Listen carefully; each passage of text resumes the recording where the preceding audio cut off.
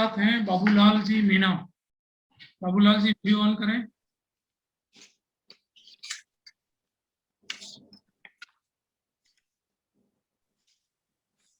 जी sir. Hello, good afternoon. Good afternoon sir. आप you belongs to Tonk? जी sir. आपने history में एमए किया है? जी sir. You are in education? जी सर। गुड। एक फैजपुर किसानों का आंदोलन के बारे में आप क्या जानते हो? जी सर, फैजपुर में किसान आंदोलन हुआ था स्वतंत्रता आंदोलन के दौरान, और वहां पर एक कांग्रेस अधिवेशन भी हुआ था इसके बाद में। Good good good good good. वो वर्ष का थोड़ा ध्यान है क्या आपको? सर मैं अनुमान लगा सकता हूँ, शायद 1936 है। Good good good. अच्छा, एक जोधपुर का एरनपुरा किस आंदोलन के लिए जाना जाता है सबसे पहले? सर एरनपुरा में सैनिक छावनी थी, तो ब्रिटिश काल में जब 1857 का स्वतंत्रता संग्राम हुआ था, तो यहाँ के सैनिकों ने उसमें पार्टिसिपेट किया था। Good good. ये अंग्रेजों ने डिवाइड एंड रूल की नीति क्यों अपनाई थी देश में? सर यहाँ भारत में जब राष्ट्रीय आंदोलन का लगातार विकास हो रहा था, तो जो हमारे राष्ट्रीय नेता थे उनका प्रमुख मत ये था कि अगर हम अंग्रेजों को यहाँ से निकालना चाहते हैं तो उसके लिए संपूर्ण राष्ट्र के सामाजिक वर्गों को और सभी वर्गों को एक होना पड़ेगा। तो सर हमारे राष्ट्रीय आंदोलन की मजबूती को तोड़ने के लिए उन्होंने डिवाइड एंड रूल की पॉलिसी अपनाई थी। Good good. अच्छा, ये एक क्वेश्चन है, उदयपुर के प्राचीनतम मंदिर कौन सा है? उदयपुर सर एकलिंग जी मंदिर। नहीं, सिटी, उदयपुर सिटी के अंदर। सॉरी सर, इसकी जानकारी नहीं है। चलो, मैं बाद में रिव्यू करते समय आपको बताऊंगा। एक कराची अधिवेशन में किसकी अध्यक्षता में हुआ था ये? सर सरदार पटेल की अध्यक्षता में हुआ था sir. Good good good good. एक अशोक के समय उत्तरापथ जो है, एक जो है प्रांत था उनका, जी वो कौन सा एरिया था? सर ये जो भारत का उत्तर पश्चिमी सीमा प्रांत है, ये वाला प्रांत था। अशोक अपने जब वो युवराज था तो यहाँ का वो गवर्नर रहा था। इस कौन से एरिया में आता, कौन कौन से इसमें भाग थे लगभग उस समय के? सर उस समय सर इसमें जो गांधार जनपद और ये वाला एरिया था सर, आज का पाकिस्तान और अफगानिस्तान का एरिया इसमें माना जा सकता है। Good good good. ये तीसरी बौद्ध संगीति हुई थी वहां पर अशोक के समय, कहाँ हुई थी वो? हुई थी वो सर पाटलिपुत्र में हुई थी और अशोक के काल में हुई थी, और इसकी अध्यक्षता सबकामी ने की थी, और इसके अंतर्गत जो बौद्ध धर्म के जो ग्रंथ है, महाविभाषा शास्त्र, जो एनसाइक्लोपीडिया ऑफ बुद्धिज्म कहा जाता है, उसका संकलन किया गया था। अच्छा गुड। अच्छा, एक बात बताइए कि ये महायान के बारे में क्या जानते हो आप? महायान क्या है ये? सर जब बौद्ध धर्म का चौथी बौद्ध संगीति हुई थी तो उस समय बौद्ध धर्म का विभाजन हो गया था दो भागों में, तो उसमें से एक शाखा महायान थी और दूसरी हीनयान थी, और महायान शाखा हीनयान शाखा की अपेक्षा अधिक उदारवादी है सर। अच्छा, ये आपने एंशिएंट में स्पेशलाइजेशन एंशिएंट में था, मिडावल में था, मॉडर्न में था? सर एंशिएंट में। अच्छा, कहाँ से किया था आपने? सर मोहनलाल सुखाड़िया यूनिवर्सिटी उदयपुर से किया था सर। अरे वाह, तो आप एंशिएंट में आपने काफी पढ़ा है। जी सर। तो एक बात बताइए, रित का कॉन्सेप्ट क्या है? रित, what do you mean by रित? सर रित का कंसेप्ट हमें वैदिक साहित्य में मिलता है, और इसका तात्पर्य होता है कि जो जगत की जो भी व्यवस्था है भौतिक जगत की, वो निश्चित नियमों से संचालित होती है, और इसके संरक्षक वरुण देवता को माना गया है सर, जैसे ग्रहों की स्थिति या दिन रात का बनना, ऋतुओं का संचालन, ये सब एक निश्चित गति से होते हैं। उसका क्या है, जो है ना लोगों ने जो है ना कुछ अंग्रेजों ने इसको एक बहुत अच्छे ढंग से प्रस्तुत किया था। इसका क्या मतलब, फिर बाद में हम लोगों ने भी इसको अनुमान लगाया था कि रित एक क्या चीज है। ये रित से हमने क्या सीखा, समाज ने क्या सीखा उससे? सर समाज इससे सस्टेनेबल डेवलपमेंट की कॉन्सेप्ट सीख सकता है कि जैसा रीत में अपने आप चीजें घटित होती है वैसे। चलो मैं आपको बाद में बताऊंगा इसको। एक एक क्वेश्चन और आपके लिए, ये रेतवाड़ी व्यवस्था से आप क्या समझते हो? किसने लागू की थी ये रेतवाड़ी वहां पर मद्रास में? सर मद्रास में जो गवर्नर जनरल, उनका मैं नाम तो याद नहीं कर पा रहा हूं सर, लेकिन इस व्यवस्था में जो रेवेन्यू कलेक्शन के लिए किसानों से सीधा समझौता किया गया था और किसानों को जमीन का स्वामित्व उनके पास में मान लिया गया था और वो टैक्स जमा कराने के लिए खुद किसानों को इसमें लायबल माना गया था और ये दक्षिण भारत में लागू की गई थी सर। एक क्वेश्चन और पूछ लें आपसे लास्ट में कि जी ये जो आजाद हिंद फौज के किन लोगों पर मुकदमा चला था? सर शहनवाज हुसैन और एक ढिल्लो थे सर, उनका नाम मैं याद नहीं कर पा रहा हूँ, और एक और थे। चलो मैं आपको जो है क्वेश्चंस के आपसे जो डिस्कशन किए थे उसमें आपको बता देता हूँ।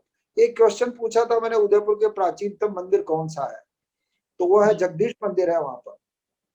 जी सर।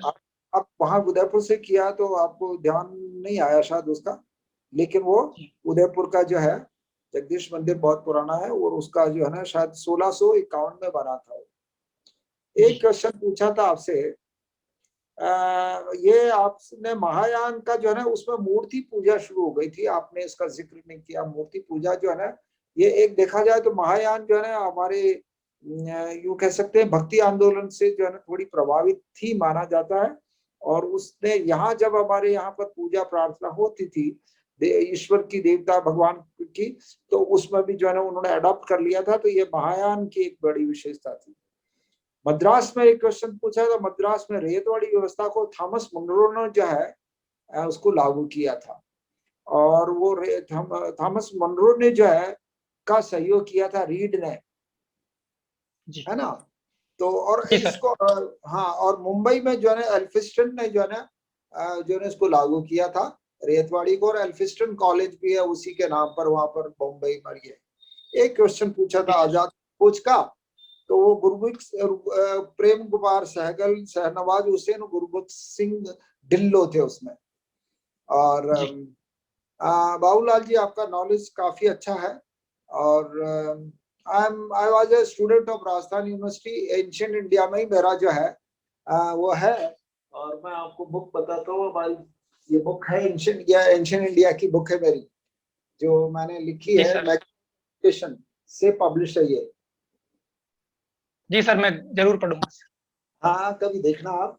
और एक आधुनिक भारत भी लिखा है मैंने, ये आधुनिक भारत जो है ना, ये अटलांटिक से है, अटलांटिक पब्लिशर से पब्लिश है पीएल गौतम नाम से। और ये प्राचीन भारत जो है ना, ये इन दोनों इंडियन सिविल सर्विसेज के सिलेबस के अनुसार है। तो बाबूलाल जी मैं पढ़ना चाहूंगा सर। हाँ, आपकी जो है ना नॉलेज बहुत अच्छी है। आई wish for the best, wish you best of luck. आप जो है ना, और थोड़ा, आप कब है आपका इंटरव्यू? 24 को है सर। चलिए, तो बहुत अच्छी से तैयारी कीजिए, आपके सेव वेव बना लेना, बालों वालों को ठीक करना। I wish for the, wish you best of luck. Thank you sir.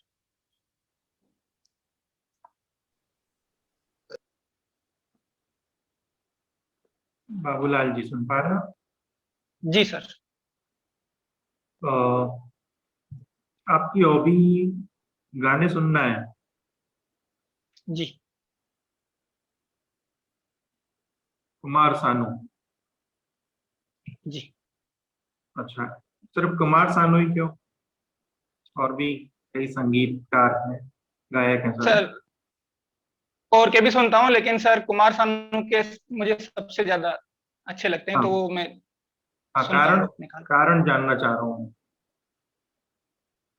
अच्छे क्यों लगते हैं वही पूछ रहा हूँ मैं आपसे। सर इसका कारण तो जी सर, सर बचपन से सुनते सुनते बड़े हुए थे, तो तब से ही वो अच्छे लगते हैं, तो वो आज भी धारणा जैसी मन में रह गई, तो उनके अच्छे लगते हैं, वो उस टाइप का म्यूजिक अच्छा लगता है सर, 90s का। आपकी इस हॉबी का राजस्थान की जनता को या सरकार को क्या फायदा मिलेगा? सर संगीत सुनने से व्यक्ति तनाव से मुक्त हो सकता है, उसका तनाव कम कर सकता है। तो एक प्रशासन में आज के टाइम पे जिम्मेदारियां बहुत है और तनावपूर्ण जीवन होता है, तो संगीत के माध्यम से मैं तनाव मुक्त रह करके अपना काम अच्छी ढंग से कर पाऊंगा सर। अच्छा, आप संगीत सुनेंगे तो ड्यूटी कब करेंगे? सर संगीत जब मैं फ्री रहूंगा तब सुनूंगा, लेकिन तनाव मुक्त, जैसे मान लो मैं शाम को घर पे आया और अच्छे संगीत सुन के मेरा मूड एकदम अच्छा हो जाता है सर। ठीक। अच्छा, राजस्थान संगीत नाटक अकादमी कहाँ स्थित है? जोधपुर में है सर। अच्छा, कब हुई थी इसकी स्थापना? सर 1957। अच्छा, एक बताइए, पश्चिमी क्षेत्र सांस्कृतिक केंद्र, इसके बारे में सुना है आपने? हाँ, बताइए। जी सर, ये उदयपुर में स्थापित है, और ये जो भारत में ऐसे 4 केंद्र हैं, तो ये यहाँ की कल्चरल जो डेवलपमेंट, जो जनजातियों की और इनकी जो संस्कृति है उन पर अध्ययन करता है। अच्छा, तो उदयपुर तो राजस्थान के दक्षिणी हिस्से में आता है, पश्चिमी केंद्र कैसे हो गया? सर ये भारत के परिप्रेक्ष्य में हम राजस्थान में स्थापित है, तो पश्चिम क्षेत्र में आते हैं हम। Very good, very good. अच्छा, एक रूपायन संस्थान का नाम सुना होगा आपने? जी सर। बताइए कुछ उसके बारे में। सर ये बोरुंदा जोधपुर में स्थापित है, और कला और साहित्य के क्षेत्र में कार्यरत है सर। अच्छा, इसके पीछे कोई व्यक्तित्व जुड़े हुए हैं क्या? जी सर, उनका अभी मैं नाम याद नहीं कर पा रहा हूँ। चलिए। अच्छा, मुझे ये बताइए, अभिनव भट्टाचार्य किसे कहा जाता है? सर राणा कुंभा को अभिनव भट्टाचार्य कहा जाता है। क्या कारण है इसके पीछे? सर वो संगीत में रुचि रखते थे, और उन्होंने कई संगीत ग्रंथों की रचना भी की थी, इस वजह से उन्हें अभिनव भट्टाचार्य कहा जाता है। नाम बताइए उनके संगीत ग्रंथों के। सर संगीत सुधा, सूड़ प्रबंध, और संगीत सागर, संगीत रत्नाकर एक है। चलिए, आप देखना इसको एक बार। संगीत राग, संगीत मीमांसा, रसिक प्रिया, ठीक है। अच्छा, आपने एक नाम लिया सूड़ प्रबंध, क्या होता है सूड़? सॉरी सर, नहीं जानता। अच्छा, तालबंदी गायकी के बारे में कुछ बताइए। Sorry sir. अच्छा, राजस्थान में एक घराना है जो संगीत और नृत्य के लिए विशेष रूप से प्रसिद्ध है। जी कौन सा घराना है? सर, डागुर घराना। अच्छा, चलिए, आपके टोंक जिले से हैं आप? जी सर। टोंक में कौन सी गायन शैली है कोई? जी सर, 4 वेद लोक गायन के लिए। चार वेद क्यों कहते हैं उसको? सर इसका 4 वेद, क्योंकि जो वो गायक कलाकार होता है वो जमीन से ऐसे ऊपर उठ करके गाता है, इस वजह से। श्योर है आप? सर मैंने कहीं पढ़ा था सर, आई एम अच्छा, नॉट श्योर, पर मैंने ऐसा पढ़ा था, ऐसे उछल के गाते हैं। अच्छा, इसके पीछे आप ध्यान रखिएगा, चार जो लाइन का दोहा होता है उसका भी एक इसमें शामिल है कारण। अच्छा, प्रतापगढ़ जिले का गठन कौन कौन सी तहसीलों से हुआ था? कौन कौन सी तहसीलों को मिलाकर? जी सर, अभी इसमें 5 तहसील है, और उसमें से पीपलकूट बांसवाड़ा से ली गई थी, और जो छोटी सादड़ी और धरियावद और प्रतापगढ़ उदयपुर से थी, और अरनोद सर छोटी सादड़ी चित्तौड़ में थी, और अरनोद एक तहसील थी। प्रतापगढ़ किसका हिस्सा था? सर उदयपुर का हिस्सा था। श्योर है आप?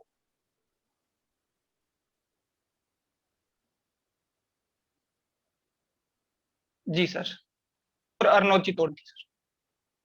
प्रतापगढ़ पहले चित्तौड़गढ़ का ही हिस्सा था। आप ठीक से देखें, राजस्थान का मैप आप जब देखेंगे उसमें थोड़ा सा आपको समझ में आएगा।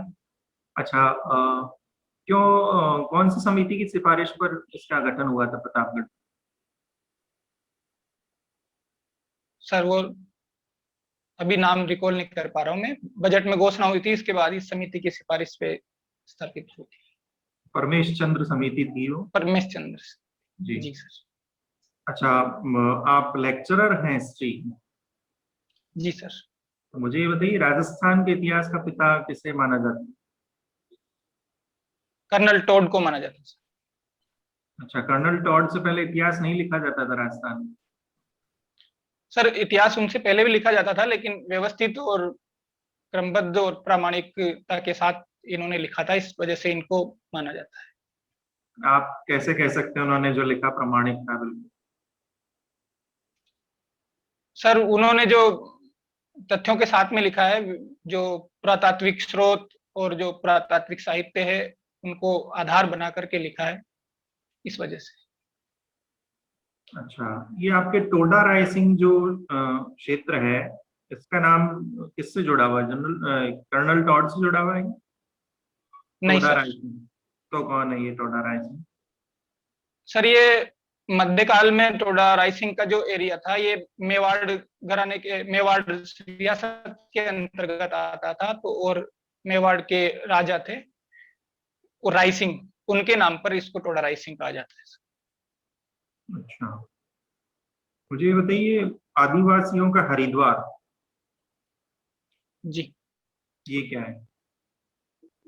सर बेणेश्वर धाम में जो मेला लगता है, और उनको ही आदिवासियों का हरिद्वार कहा जाता है, क्योंकि सर वो वहीं पर अपने अस्थि विसर्जन वगैरह भी करते हैं। बेणेश्वर धाम को आदिवासियों का हरिद्वार। आदिवासियों का कुंभ कहा जाता है उसे? मैं हरिद्वार पूछ रहा हूँ। जी सर, सॉरी सर, इसकी तो आपके ये अरनोद में जो गौतमेश्वर का मेला लगता है जी उसे सर। कहा जाता है। ध्यान से आप थोड़ा सा देखें इसको। चलिए, अंतिम प्रश्न। राजस्थान में प्राचीनतम जो स्थल है, ऐतिहासिक स्थल, कौन सा है?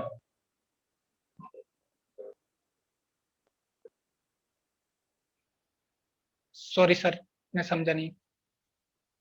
राजस्थान में खोजा गया प्राचीनतम स्थल जो पुरातात्विक स्थल है उसकी बात कर रहा हूँ, पुरापाषाण काल से संबंधित है, वो पूछ। सॉरी सर, नाम ध्यान नहीं है। ये डीडवाना नाम का एक क्षेत्र है नागौर जिले में, वो सबसे जी प्राचीन स्थल है पुरातात्विक। चलिए बाबूलाल जी, रिव्यू कर लेते हैं।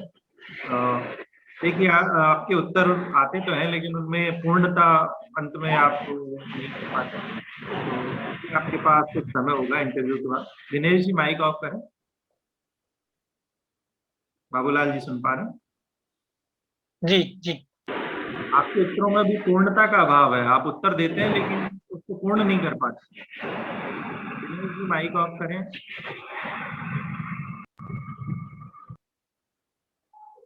हाँ, और बाकी देखिए, ये जैसे कुछ सामान्य से प्रतापगढ़ जिले से जुड़े हुए जो चीजें थी, चाहे ये हरिद्वार वाला प्रश्न हो, प्रतापगढ़ जिले का गठन हो, उसकी तहसीलें हैं, वो थोड़ा सा आप उसमें चूक रहे थे, कोशिश कर रहे थे आप, लेकिन उसमें आप सफल नहीं हो पाए।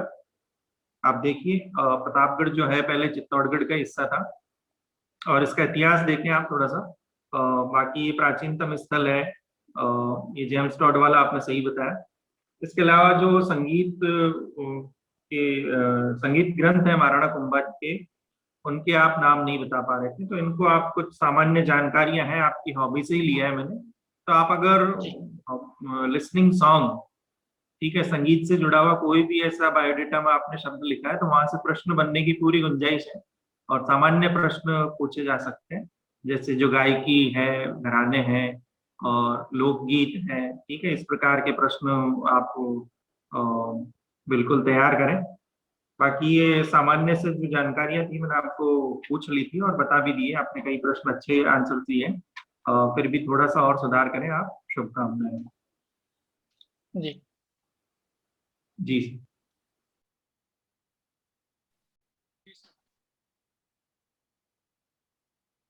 जी बाबूलाल जी, जी सर। अखबार पढ़ा है आपने? जी कौन सा? सर, राजस्थान पत्रिका। ठीक। अच्छा, एक आज की न्यूज की खबर है, न्यूज है कि इस बार का जो पेट्रोल डीजल पर जो गवर्नमेंट का कलेक्शन है वो इनकम टैक्स से ज्यादा है। जी सर। बताएं कितना है? सर डाटा ध्यान नहीं है सर। रेशियो बता सकते हैं कितने % ज्यादा है? नहीं सर, सॉरी सर। ज्यादा क्यों है ये बताइए। सर क्योंकि औद्योगिक गतिविधियां लॉकडाउन की वजह से प्रभावित हुई थी, इसलिए जीएसटी कलेक्शन तो जितना होना चाहिए था उतना हुआ नहीं है। और सर पेट्रोल डीजल पर जो टैक्स सरकार लगाती है वो ज्यादा है, पिछले सालों में काफी बढ़ा भी है, इस वजह से कलेक्शन इससे ज्यादा हुआ है। गतिविधियां तो कोरोना के कारण औद्योगिक कम हुई है। जी सर, इसी वजह से जीएसटी डीजल कलेक्शन का- कम रहा है। पेट्रोल डीजल का उत्पादन, जो खपत है वो कम होनी चाहिए फिर तो। सर खपत तो कम है, लेकिन फिर भी सर उस पर टैक्सेशन अभी बढ़ाया हुआ है, इस वजह से। राइट आंसर, ड्यूटी के कारण है। ठीक है। अच्छा, एक पुस्तक है जो आज के अखबार में चर्चा में है, उसका नाम है सच कहूं तो। सच कहूं तो बता सकते हैं किसकी पुस्तक है ये? Sorry sir. तो ये डेल्टा, अल्फा, बीटा, गामा, ये क्या है?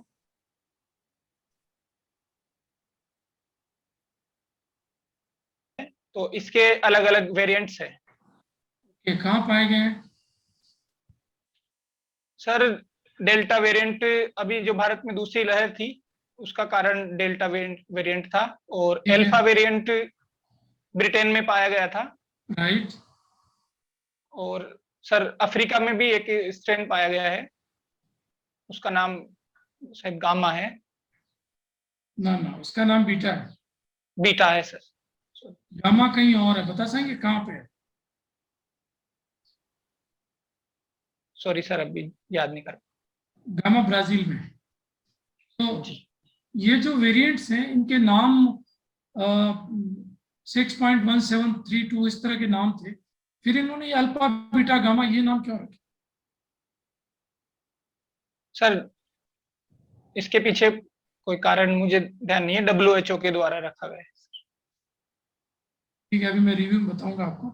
अच्छा, एक कल आर्टिकल था अखबार में, उसकी चर्चा भी हुई है, उसका नाम है, वो आर्टिकल का हेडिंग है, अबला ही बलवान है। अबला ही बलवान है, इसका अर्थ क्या है इस लाइन का? सर इसका अर्थ है कि नारी शक्ति है वो ही सबसे बड़ी शक्ति है। पुरुष शक्ति नहीं है?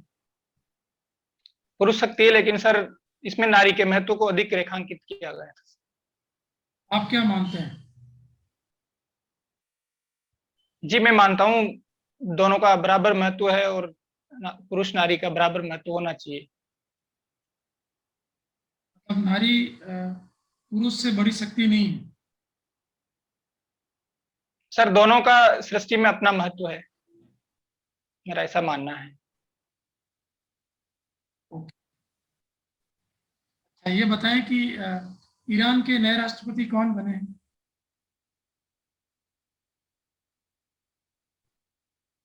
सॉरी सर, अभी नाम ध्यान नहीं आ रहा उनका। पुराने कौन थे? पुराने राष्ट्रपति का नाम बता पाएंगे? हसन रूहानी थे सर। तो अभी ईरान और चीन में एक 25 वर्षीय समझौता हुआ है, जी तो है जानकारी इसकी? जी सर। है? सर ये पिछले साल हुआ था ईरान और बीच के, इसके अंतर्गत चीन वहां पर इंफ्रास्ट्रक्चर, बंदरगाह इत्यादि में निवेश करेगा। लगता नहीं कि इस तरह के समझौते से भारत को भारतीय सुरक्षा को खतरा है?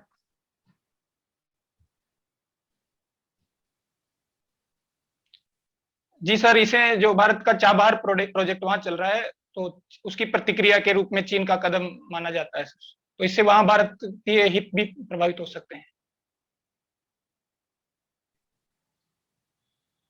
एक मूवमेंट है अभी आज के पेपर में चर्चा में है, इसका नाम है टाइनी हाउस मूवमेंट। पढ़ा है आपने टाइनी सॉरी सर, मूवमेंट? नहीं पढ़ा है? नहीं सर। ठीक। अच्छा, ये मिल्खा सिंह जी ने कितने पदक जीते थे अब तक? कितने अंतर्राष्ट्रीय पदक जीते थे? सर संख्या तो मुझे ध्यान नहीं है, लेकिन उन्होंने एशियन गेम्स और राष्ट्रमंडल खेलों में स्वर्ण पदक और रजत पदक जीते थे। तो क्या इन्होंने ओलंपिक पदक भी जीता कोई? नहीं सर, ये ओलंपिक में नहीं जीत पाए थे। अच्छा, आप बता सकते हैं कितना डिफरेंस रह गया था? ये इसका बहुत चर्चा हुई है डिफरेंस की। जी सर, मुझे अभी रिकॉल नहीं कर पा रहा हूँ। ठीक है, रिव्यू करते हैं बाबूलाल जी। देखें, जो इसमें उत्तर आपका राइट था कि जो पेट्रोल डीजल पर जो एक्साइज ड्यूटी और वैट का जो कलेक्शन है वो इनकम टैक्स और कॉरपोरेट टैक्स से भी ज़्यादा है। इसका कारण ये है कि गवर्नमेंट ने इस पर पिछले साल जो ड्यूटी बढ़ाई थी उसके कारण इनको ज़्यादा इनकम प्राप्त हुई है। जो इस वर्ष इनसे प्राप्त हुई है वो है लगभग ये 5.25 लाख करोड़ रुपए इस बार इन्होंने कलेक्ट किए हैं, जबकि इनकम टैक्स से इनको सिर्फ इससे कम मिले हैं, 4.69 करोड़ रुपीज मिले थे। तो ये डिफरेंस इसमें आ जाता है। ये पुस्तक आपको मैं पूछी थी, सच कहूँ तो ये पुस्तक नीना गुप्ता की है, नीना गुप्ता, इसको आप देखें। और ये जो डेल्टा अल्फा बीटा, ये आपने उत्तर सही दिया था, बस थोड़ा ब्राजील और अफ्रीका में आप कंफ्यूज हो रहे थे। ये नाम रखने का पर्पज है कि जो अंकीय नाम था वो आम व्यक्ति की समझ में और व्यवहार में लाना मुश्किल था, इसलिए ऐसे कॉमन नेम्स को, साधारण नामों को अपनाया गया है। ईरान के नए राष्ट्रपति 8वें राष्ट्रपति हैं, इनका नाम है इब्राहिम रईसी। इब्राहिम रईसी पहले वहां पे न्यायपालिका के प्रमुख रह चुके हैं। और टाइनी हाउस मूवमेंट एक लकड़ी के बने घर हैं जो मूवेबल है, और ये यूएस और यूरोप में इन दिनों काफी चर्चा में आ रहे हैं, क्योंकि इससे एक तो प्रदूषण नहीं होता है और छोटे होने के कारण स्थान भी कम घेरते हैं, और मूवेबल है, कहीं भी ले जाया जा सकता है। तो जो लोग आर्थिक रूप से कमजोर लोग हैं उन लोगों के लिए ये मूवमेंट चला था। टाइनी मतलब छोटा, तो छोटे घरों का ये मूवमेंट था। और ओलंपिक में इनका जो पदक था वो 0.1 सेकेंड से ये चूक गए थे, और वो पदक जीता था दक्षिण अफ्रीका के मैल्कम स्पेंस ने। ये मिल्खा सिंह अपने जीवन की एक भूल मानते हैं कि उन्होंने पीछे देख लिया था दौड़ते हुए, तो पॉइंटों में ये पदक से चूक गए थे। रोम ओलंपिक था 1960 का रोम ओलंपिक, और इन्होंने अंतर्राष्ट्रीय स्पर्धाओं में 5 स्वर्ण पदक जीते हैं, जिनमें 4 स्वर्ण पदक एशियाई खेलों में है और 1 स्वर्ण पदक इनका राष्ट्रमंडल गेम्स में है, राष्ट्रमंडल खेलों में, कॉमनवेल्थ गेम्स में। ये मिल्खा सिंह की डिटेल आप देख के जाएं। इसके अलावा अभी जो बिरसा मुंडा जयंती गई वो भी आप देखें, और इन दिनों जो करंट इश्यूज चर्चा में है वो जरूर करके जाएं। बाकी ओवरऑल बढ़िया परफॉर्मेंस है, आई होप कि बहुत अच्छा रिजल्ट रहे आपका। ठीक है, ठीक है सर, बहुत थैंक जी यू। गौतम।